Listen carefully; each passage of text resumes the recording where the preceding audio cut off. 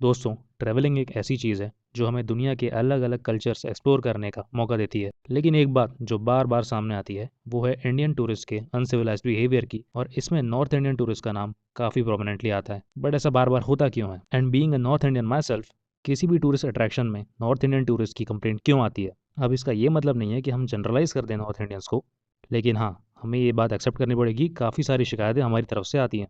Well, अभी recently Twitter पे capital mind के फाउंडर ने एक ट्वीट किया, जिसके जवाब में एक पॉडकास्टर हैं जिन्होंने इस ट्वीट को रीट्वीट किया अपने एक रिमार्क के साथ। और उनका कहना यह है, I went to Vietnam for the new year break and Goa was a choice, but not for the reason any of you people on Twitter go bonkers about. Goa has too many North Indian tourists and they ruin the experience. Even in Vietnam, the only bad behavior was from North Indian tourists. A group literally started shouting Bharat Mata Ki Jai in a train coach because they saw there were many Indians around. Another couple cut the line with the woman saying आगे चलो यहाँ कोई नहीं रुकेगा. Saw people jumping queues multiple times. 100% of the times it was Indians. I even stopped one at the cable car line.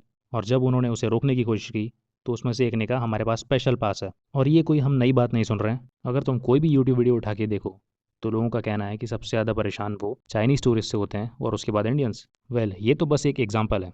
जनवरी 2021 की times of India की report में हमें ये पता चलता है कि groups of hooligan tourist specially from Delhi, Haryana, UP and Punjab Atal tunnel के इंफ्रास्ट्रक्चर को ख़राब करते हैं।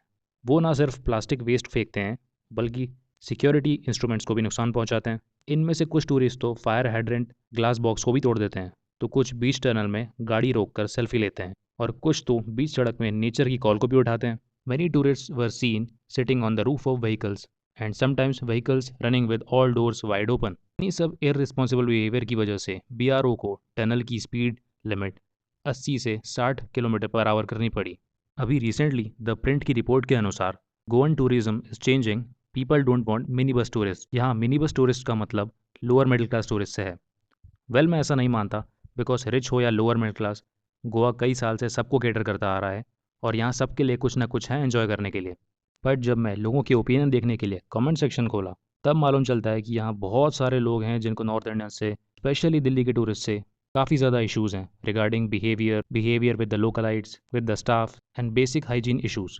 वेल, मैं ये ज़रूर मानता हूँ कि नॉर्थ इंडियंस अपनी वाइल्ड अप्रोच को लेके काफ़ी ज़्यादा बदनाम होते हैं, स्पेशली टूरिस्ट स्पॉट पे। फिर चाहे बात लाउड म्यूज़िक को लेके हो या फिर ओपनली पब्लिक स्पेसेस पे ड्रिंक करने की वजह से हो। लेकिन देखो, मेरा यह मानना है, जस्ट बिकॉज कुछ लोगों की वजह से इतने सारे लोगों को जनरलाइज करना अच्छी बात नहीं है।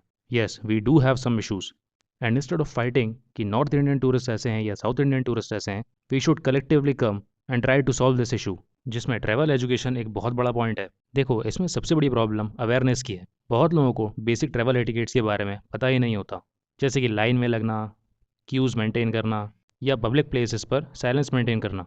दूसरी प्रॉब्लम आती है एंटाइटलमेंट की। कई बार टूरिस्ट को लगता है कि हमने पैसा दिया है तो हम कुछ भी कर सकते हैं। यही मेंटालिटी प्रॉब्लम क्रिएट करती है। और इस पे सबसे बड़ा प्रॉब्लम पुअर सिविक सेंस, जिस पे तो हम सारे इंडियंस को एक होना चाहिए। हम सब ने देखा है कि लोग ट्रैवल करते वक्त रैपर्स, बॉटल्स और प्लास्टिक ओपनली लिटर करते हैं। ये उनकी डेली लाइफ से ही रिफ्लेक्ट होता है। मेरे खुद के दोस्त ड्रिंक करने के बाद बॉटल इधर उधर फेंकते हैं। एक और चीज़ जो निकल के आती है वो है peer pressure and herd mentality. Group में ट्रैवल करते वक्त लोग एज अ हर्ड बिहेव करते हैं, और अगर एक इंसान मिसबिहेव करता है तो पूरा ग्रुप फॉलो करता है। एक और सेंसिटिव चीज़ आती है कल्चरल डिस्कनेक्ट। कई बार लोग दूसरे देश या राज्य के कल्चर के नॉर्म्स समझते नहीं हैं और इनएडवर्टेंटली डिसरेस्पेक्ट करते हैं। अब सवाल ये उठता है कि इसे सॉल्व कैसे करें। First thing, travel education. हमारे स्कूल्स और कॉलेजेस में ट्रैवल एटिकेट्स पर वर्कशॉप होनी चाहिए। लोगों को सिखाना होगा कि पब्लिक स्पेसेस में कैसे बिहेव करते हैं। जब हम किसी फॉरेनर्स को देखें, स्पेशली गर्ल्स, तो हमें उनकी सेल्फी नहीं लेनी है। उनकी एक पर्सनल स्पेस होती है। तुमने ऐसे न्यूमरस वीडियोस देखे होंगे जहां हम लोग वहां घुस घुस के उनके साथ सेल्फी लेने के लिए उनके फोर्स करते हैं। अबे, इंसान ही है वो, हमारे और तुम्हारे जैसे। Strict penalties.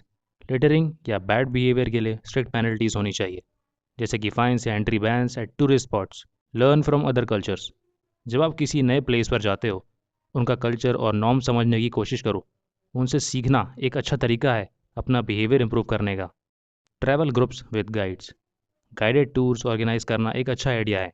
गाइड्स लोगों को एजुकेट कर सकते हैं उन्हें कैसे बिहेव करना चाहिए। देखो, ये तो थी मेरी स्क्रिप्ट की बात। अब करता हूँ अपने दिल की बात। ये बात एक्सेप्ट करने में कोई गुरेज नहीं होना चाहिए कि टूरिस्ट के नाम पे नॉर्थ इंडियंस का नाम काफ़ी ख़राब है।